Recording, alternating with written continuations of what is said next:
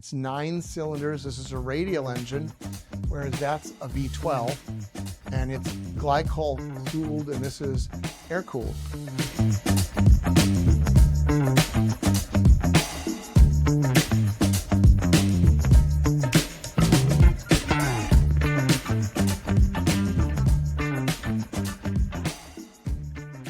Prom season is coming fast, and Inspire Couture in Glenwood has the dress that feels like you.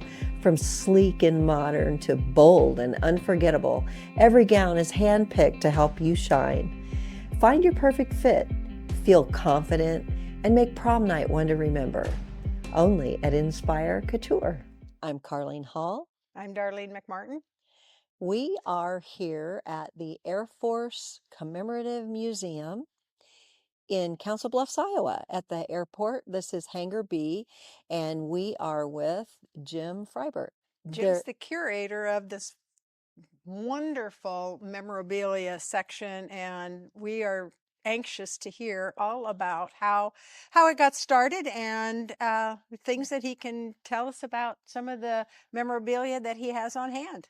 Yeah. We're sitting in front of an airplane, a 1942 World War II trainer, and I take care of the museum and the library. The aircraft mechanics take care of things like our PT-19. So, Okay. So when did you get started doing this then, Jim? I grew up around airplanes, and shortly before I retired, I decided this place was a fun place to hang out. And a friend who grew up in Crescent spent 34 years in the Air Force.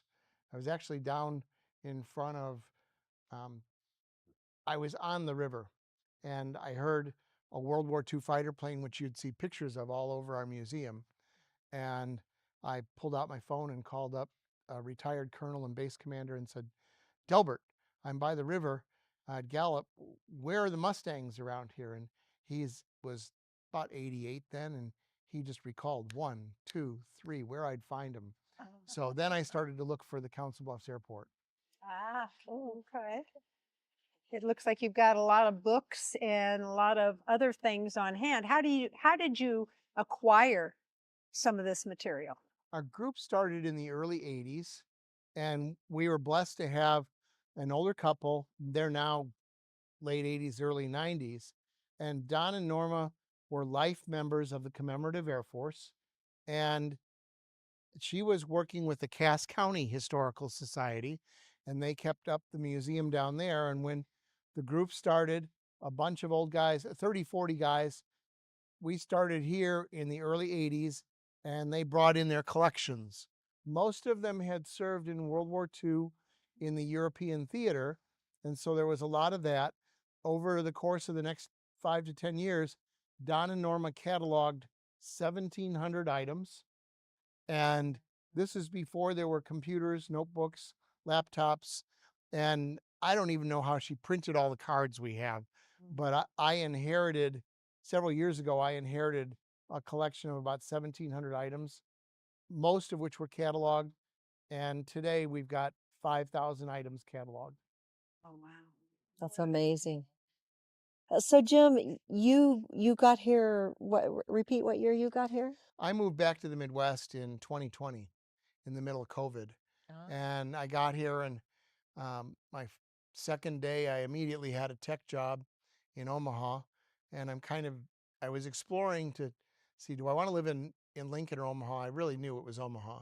And when I found out there was a Mustang on the river or close to the river, then I was certain that, because I grew up in aircraft hangars. Okay. So Tell a little bit about that. Tell a little bit about your background, and it's a nice story. Your parents.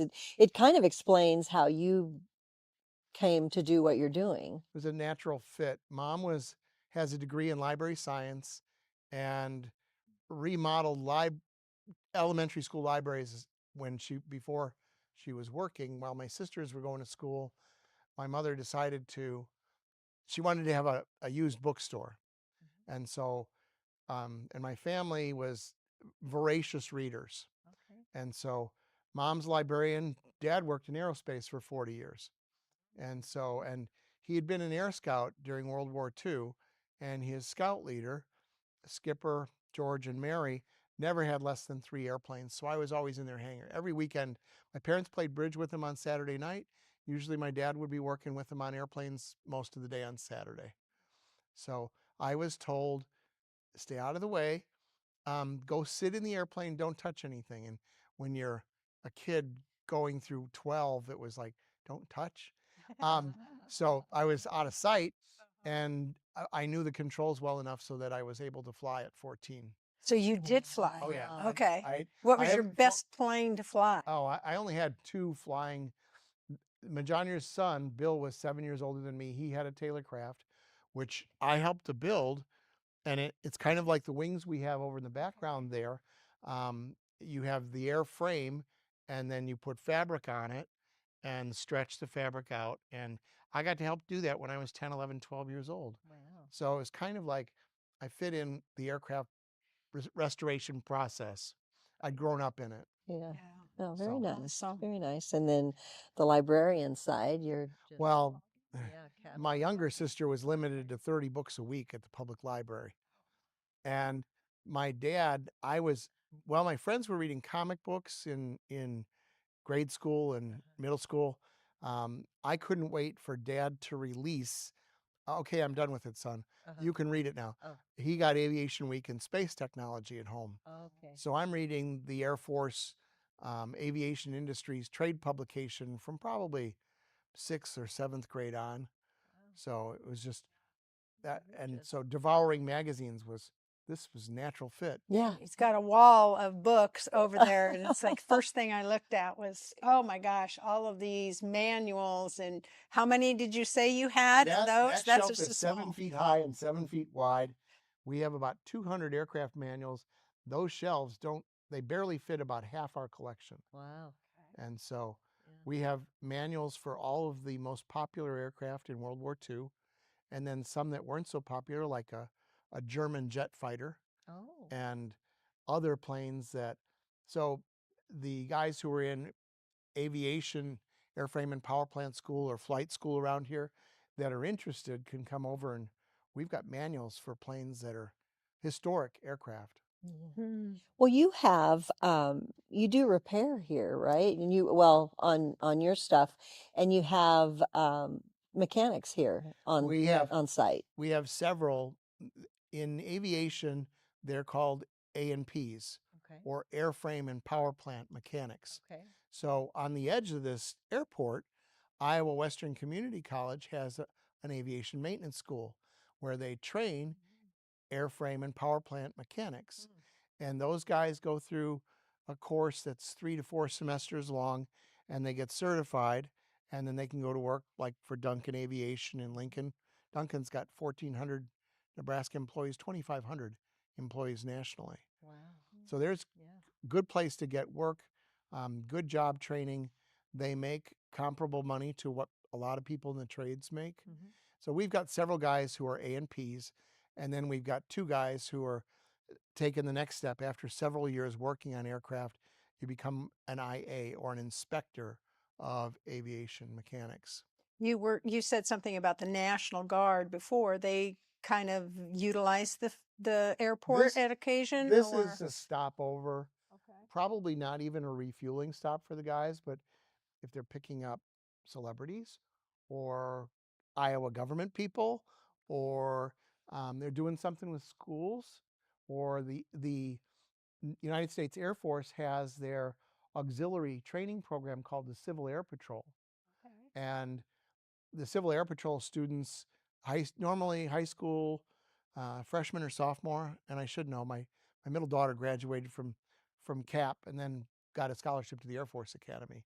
But the Civil Air Patrol kids usually have access to an airplane, and they start flight training, and they work for the Air Force in air rescue, Oh, okay. and just kind of learning the ropes. It's an early recruitment process for the Air Force. Okay. There's Sea Scouts if you want to go join the Navy, but Yeah. Yeah. so Well, I figured you probably had some military people out here trying to recruit when you're working around aviation, because they'd be awesome in the military Yeah. to start. The kids love it. It's a great opportunity. Um, there are 5 Civil Air Patrol wings in Greater Omaha.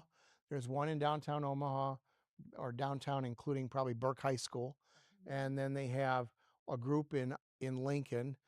Zoe is an active Air Force person, and she's in charge of that wing.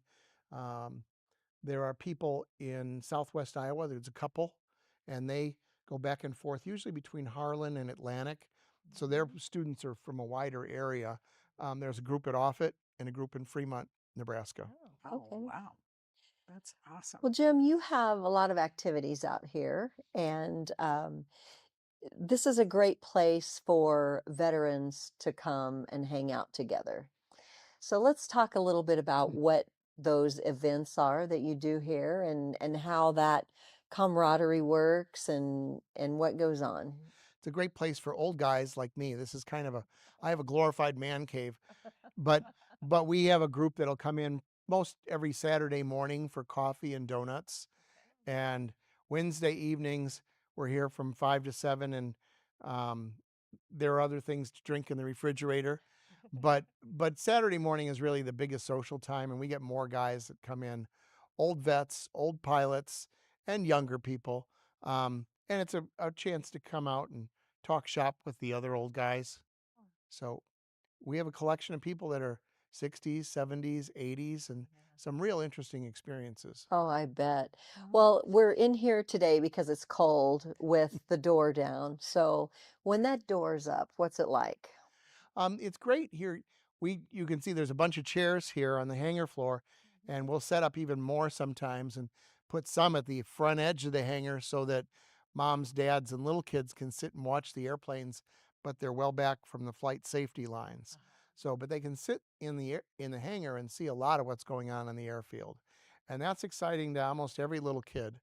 And the older adults there, some of the guys can tell you every plane that takes off or lands, what it is. Some of them know whose it is, and about a dozen of them own their own aircraft, and they'll come out, and occasionally we'll have 3, 4, 5 guys fly in on a Saturday from all of greater Omaha and sometimes farther away, and we have some surprises at times as well.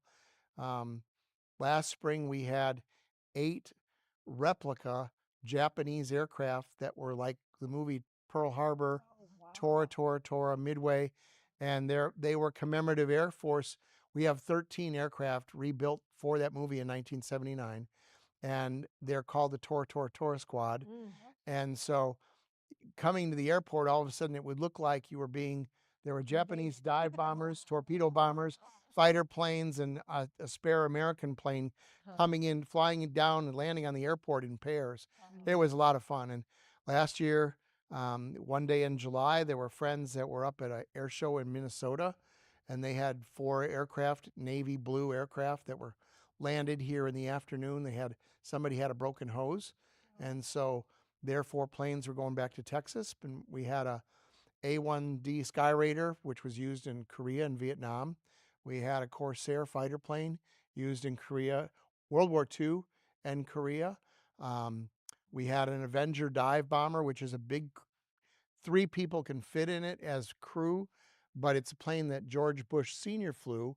Not this particular aircraft, but if you had to evacuate an island in the South Pacific, you could squeeze 6 or 8 people into that airplane.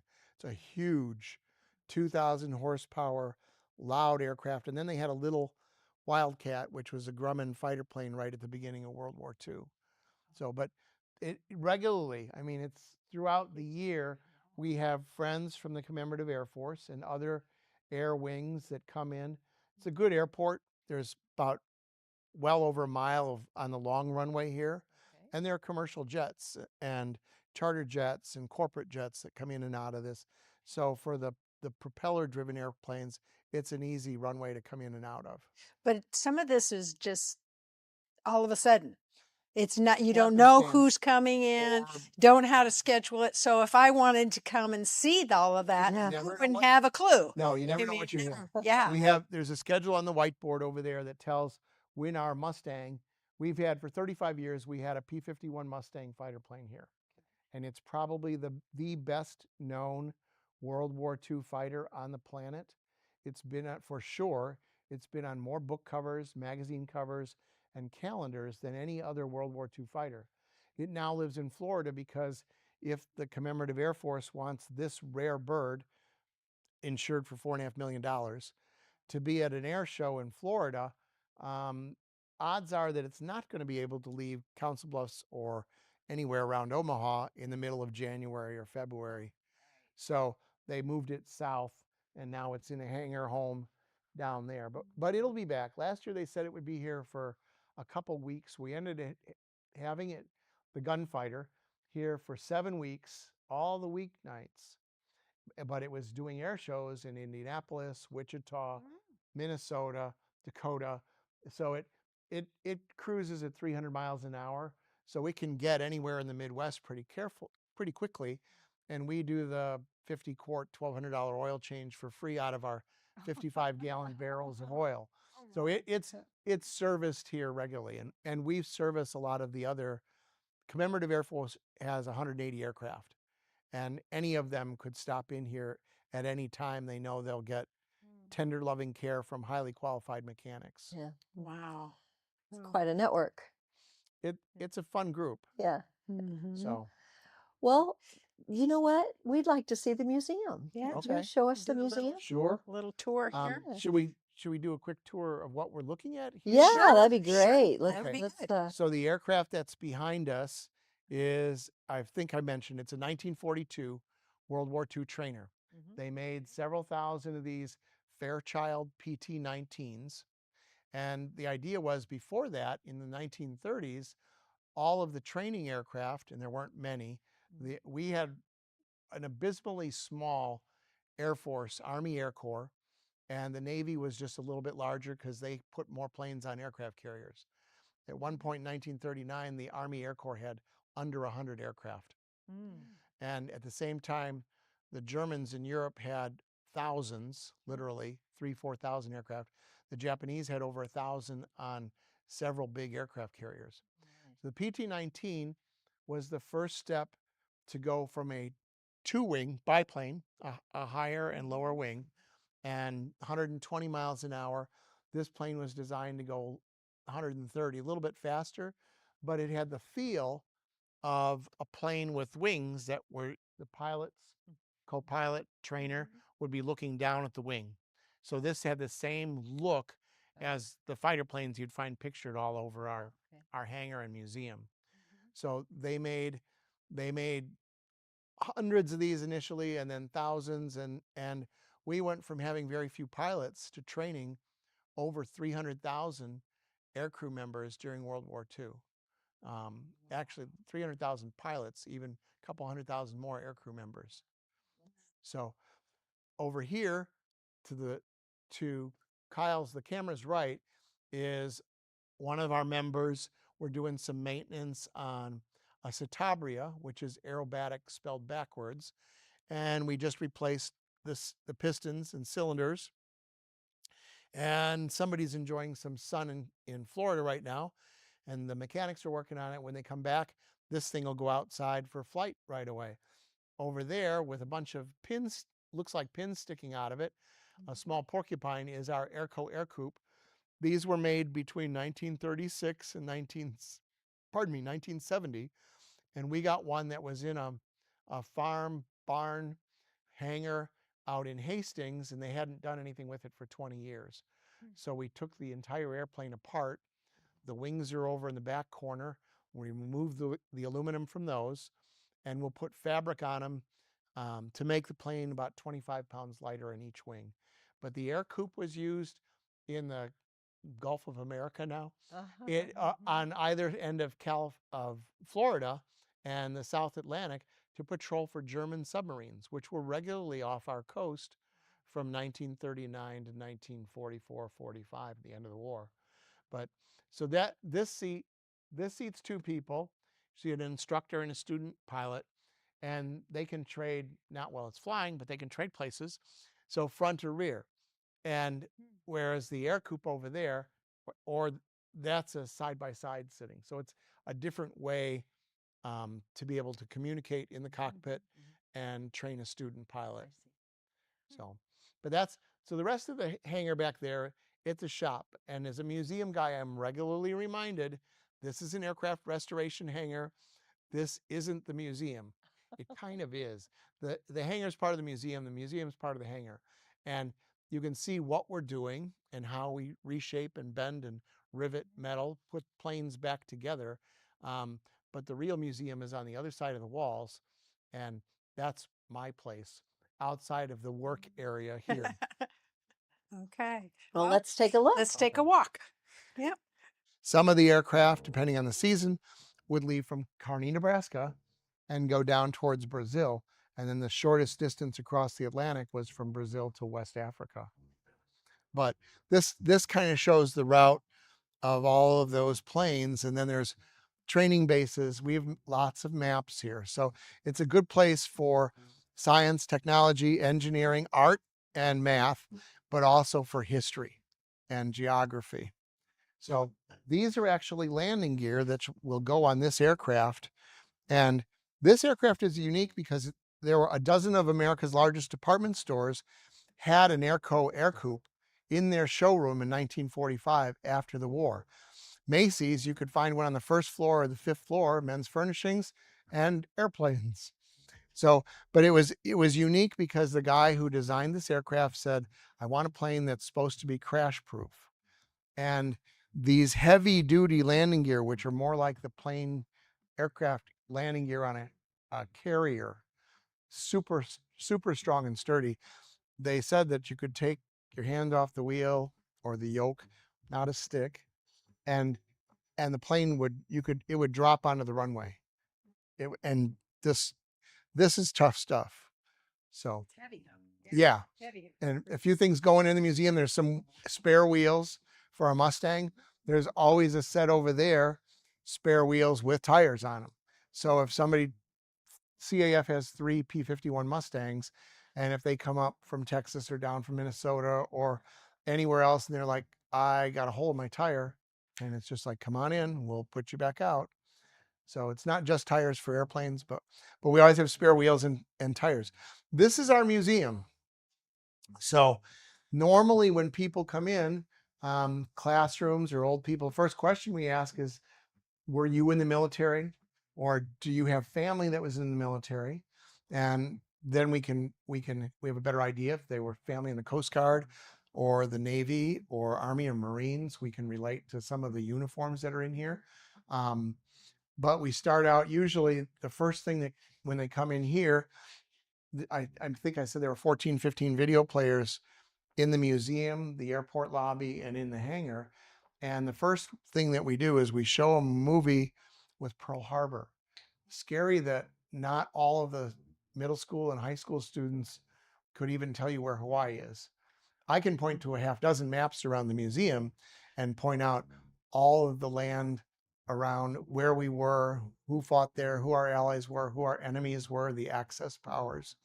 But in coming in here, we also explain, okay, years ago, there were no cell phones. You didn't have television news. You didn't have television. And so maybe you got a newspaper, maybe you didn't, but the newspaper or a weekly magazine would take days to cover real news. And so where you got real news, no podcasts available, you would go to the movie theater on Saturday and voila. So newsreels every Saturday. So you paid 5-10 cents to go to the movies, but you didn't have commercial previews. You had what was going on in the world on newsreels. So this starts out with the bombing of Pearl Harbor. There are 3 or 4 clips in this, and we have another Pearl Harbor. We have the Flying Tigers in China. And so this opens the opportunity to see the story. There's a map. Well, there's what it really looked like in Hawaii. And if you were in the sky at the wrong time on December 7th, 1941, you might have had other planes there. There's actually a female flight instructor was up in the air with a student pilot when the Japanese came into Pearl Harbor. That's a true story. And she thought at first there were B-17 American bombers coming in from the mainland. And she realized, no, those are not American planes coming in. So, um, but so we start out with a short story and videos and how the news was spread in 1941. And then you can see it's overwhelming with 1,000 square feet and 5,000 artifacts. We can't begin to display half of what we have, but we rotate displays, and our museum is kind of chronologically sorted day wise. So the earliest aviators are over here in the corner. Our earliest artifacts, we have a Civil War bayonet. We have a 1918 Army infantry uniform from World War I. Our oldest photograph or media is an 1898 picture from Havana, Cuba, the Spanish-American War. So, and sorry about that, I can move. So there's a model of Orville and Wilbur Wright's plane. And then all through the museum, it's kind of, all right, we have 1941, we have 1942, 42, our twin engine, two engine bombers, and including the Glenn Martin B-26 Marauder, which 1,500 were made in Omaha. And that plant became a B-29 plant in April of 1944. And we made the outstanding four-engine bomber of the war in Omaha. So Marines, Navy, Coast Guard. And I didn't show you, and won't today. We'll do that in another visit.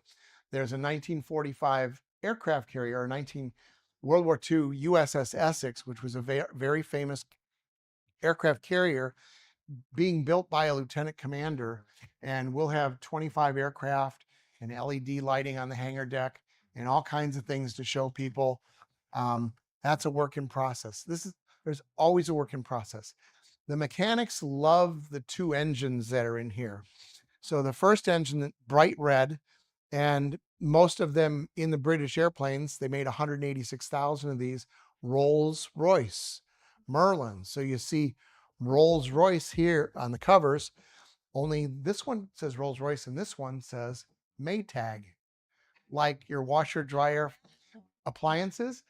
Maytag in Newton, Iowa, I used to have a letter from Fred Maytag taped to this. In 1941, a few months before Pearl Harbor, Fred Maytag said, we're out of the appliance business. Tell your customers if they want something, order it now. If we have it, we'll ship it. If we don't, you're out of luck. We're going to help the military. It was FDR, Franklin Delano Roosevelt, President Roosevelt's plan to be America would become the arsenal of democracy.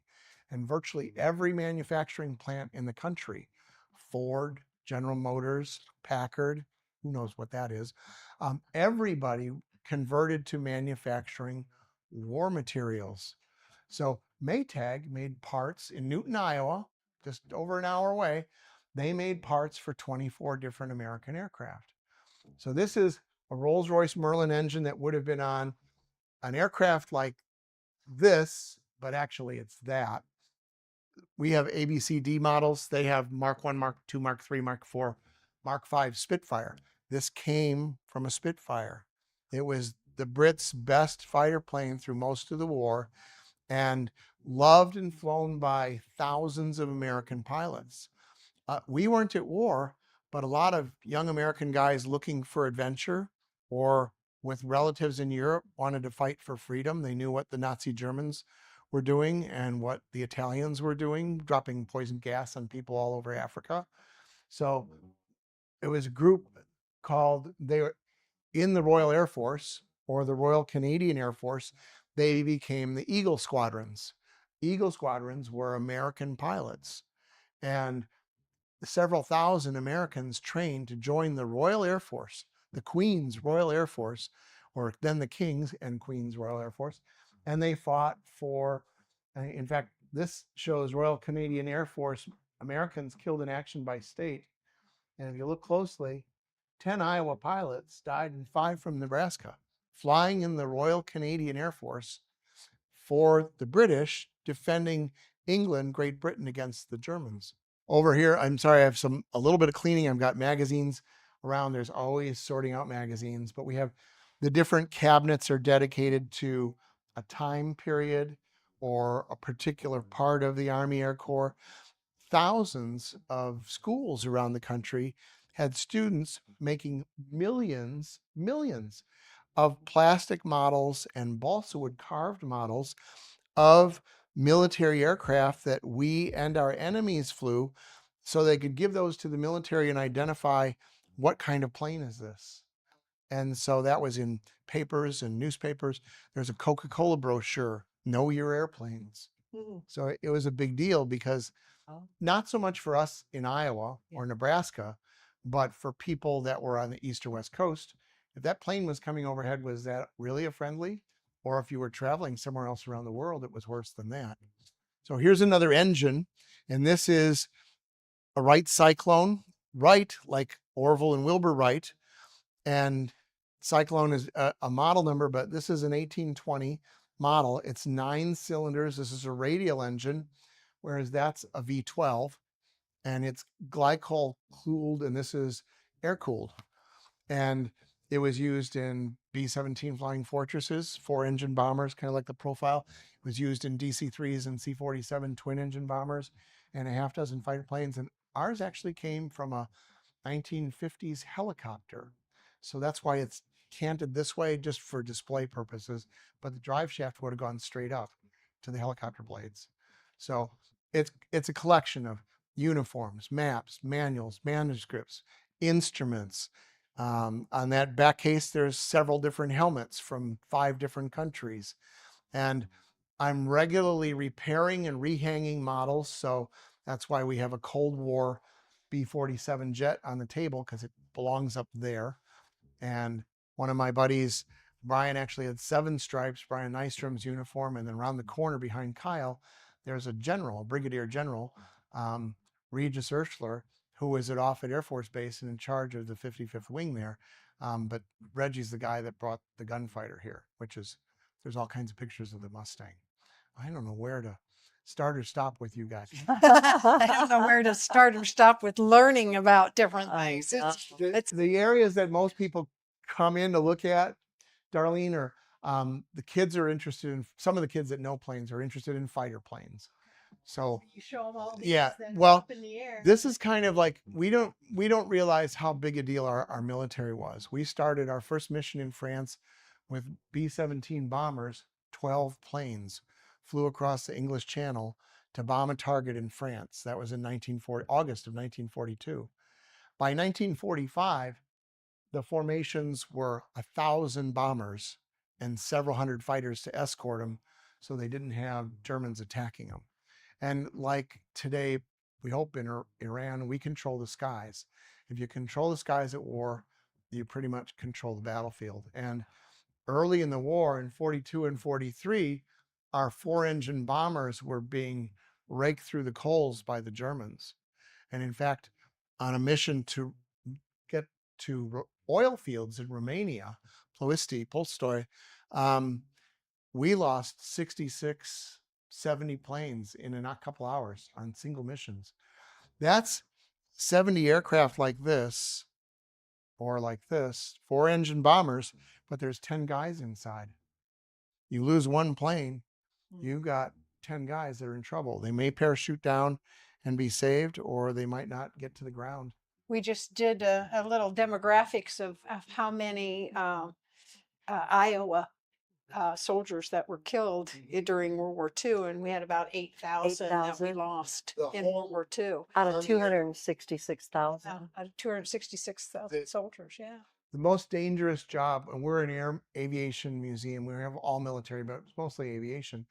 The most dangerous job in the American military in World War II was the 8th Air Force, which was flying out of England and attacking German targets, and 45,000 in just the Army Air Corps, in just out of England. And so, and the way that happened was, you had formations like this. There's 10 planes here and escort fighter planes, but a B-17 formation in 1945 could have been 1,000 planes, 30 miles long sections, 1,500 feet wide, 1,500 feet deep. And so it's kind of what we're illustrating here with formations of aircraft. And the other thing, the math students figure it out right away. We have different scales. Most of our aircraft on the on the ceiling are 1/72 or 72 times smaller than the airplane actually is. In our display cases, most of the aircraft are 1/48 scale or quarter scale. So 1 inch on the model equals 48 inches or 4 feet on the real aircraft. So, and like this one is, you met Jerry, who is one of our mechanics. This actually is a model of his dad's aircraft, which was named Pugnacious. It was in the 8th Air Force. There's pictures of his dad's flight crew. There's pictures of another plane, Chowhound, what it looked like when it was in good shape before it went on mission, what it looked like after it came back from being shot at by Germans, anti-aircraft, and attacked by German fighters. But you see, there's a guy in the front, bombardier, pilot, co-pilot, flight engineer or top turret gunner, waist gunners, tail gunner. And so you could see inside of it. There's all kinds of things that we offer people historically or about aeronautics, aviation, blueprints of aircraft. There's one over there for the 4-engine bomber built in Wichita, and the Mustang fighter. We're kind of Mustang biased because we had one in our hangar for 35 years. Then we had another North American aviation trainer, an AT-6. There's a picture of that over there. So it's kind of office machinery. If you have millions of people in the Army, and that means you have thousands of people doing paperwork. So this machine makes dog tags, and every soldier had 3 dog tags. 3, not 2.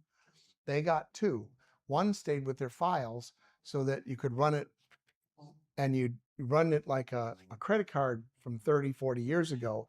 And that was one of your dog tags. And then a teletype machine where you would type out a message and then it would go through the phone lines on it and print out on the other end. So don't get my work table over there, Kyle. Sorry. Oh, this is awesome. We really appreciate everything that you have. And if anybody needs, okay, so if I have some memorabilia, would you take it? No, that's what I'm supposed to say. That's my politically correct Great Plains Wing answer. No, we're Phil. No, seriously, we tell anybody that calls and says, I've got my great uncles, my granddads, my fathers, my moms, my aunts, military uniform, or some things that they left here and nobody in the family wants them. And so we would say, we would really like to look at them. And we look at them because we've got behind this wall is a closet with the remainder of the 700 pieces of uniforms that you don't see on display. So it's if it's something we don't have, we're interested. If it's something that's in good condition and we don't have to spend a lot of money restoring it, because everything goes to commercial. Max I Walker's dry cleaners does all of our uniforms for us. And so because old wool, cotton, it wears out. And that's one of the reasons that this room is always, in the wintertime, it's between 62 and 68 degrees, ideally. And in the summertime, it's usually between 68 and 78. This room is closed and there's doors on either end, unlike we just walked through today, but normally they're shut. It's a climate controlled environment to protect the paper and materials inside the museum. We have manuals and books and maps that are 80 years old. And some of that paper, it's ready to turn to dust. If you mishandle it or it gets handled by very many people, the oil on your skin can get on things. Serving Mills County and beyond, Ruby Realty is your trusted team for residential and commercial real estate, plus full-service property management, local experts, honest guidance, and a commitment to getting you results. Ruby Realty, rooted here and working for you.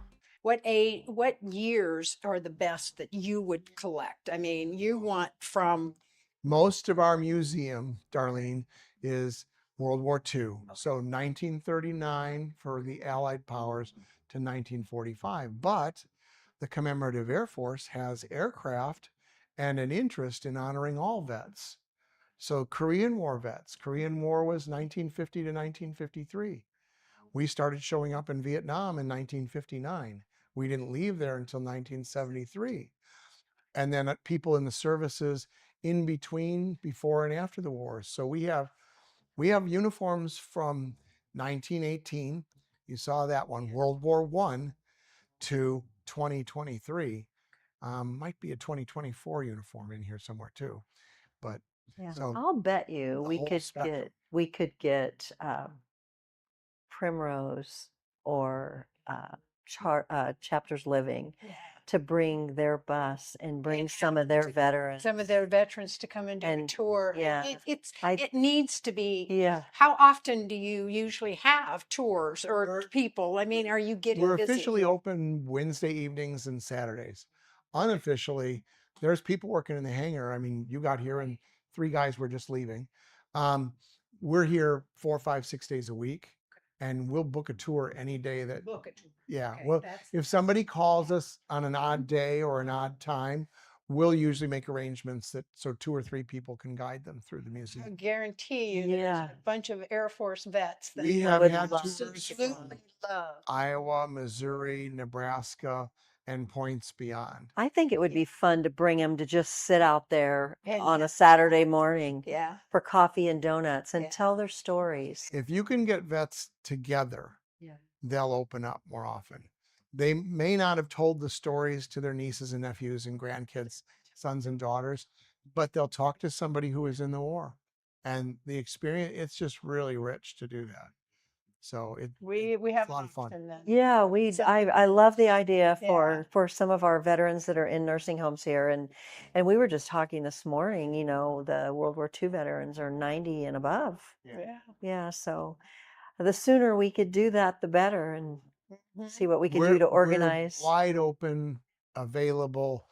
We'll go out of our way to be hosts. We'll make sure we pass this on groups to like that. our groups Yes. to tell them to do this because this is remarkable. The That's the most memorabilia fun. and For us younger guys Yeah. in our 60s and 70s and 80s to meet with people who are in their 90s to 100 or more. I just lost a dear friend who I'd seen every month for lunch or dessert, and Don was, I think I told you, he was the last World War II fighter ace in America, and he was 103 when he died August 14th.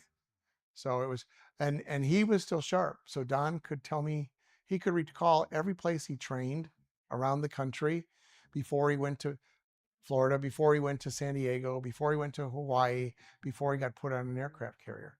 And so and Don's story is on probably 20 or 30 YouTube episodes. So All right. Yeah. Thank you very Thank you. much. I appreciate it. Thanks for Appreciate the visiting tour today. and Yep. The Thank Iowa you Veterans Foundation is sponsoring our program, and we really appreciate their business to bring this to all of the people that watch our podcast. yes, We're yeah, here to appreciate serve it. Yeah. the veterans. So that is why we exist. We do education, we do a service to the veterans, and then we share our enthusiasm for aviation. So We can see that. Yes. Yes. We want to say thank you to Full Metal Junket and Drake Roller, who is one of our sponsors as well. He has a junk business, as you might have it, in Carson, Iowa. He does clean outs for people who are cleaning out their, you know, maybe a hoarder or maybe someone's passed away. And he comes across a lot of military memorabilia as well. And Veteran. yes, Yep. he's a veteran. He's a Marine, and he also rents dumpsters. sometime on another visit, Carlene, I'll tell you about Dudley Wilbur, who was an Army Air Force captain, who he was a newlywed at the beginning of World War II, and his wife didn't have a regular job, so she traveled around with him to go to the different training bases until he was sent out of the country. But so he's from Carson, Iowa. Yeah. And so name a small town, we might have somebody in here from Dudley, there. I love that. Dudley was So- one of the veterans I graciously got to meet, and he was an awesome guy. We all both got him a honor from the Iowa National Guard at the same time. Dudley and I both did. Oh, So, that's yeah. wonderful. Yeah. So yeah. What a great way to meet him. Yeah. too. Yeah, that's Well, awesome. I had met him before that, but I didn't know we were both getting that honor at that same time. So yeah. Right. That's wonderful.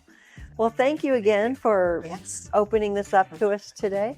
Yeah. And thank you for joining us. We'll see you next time.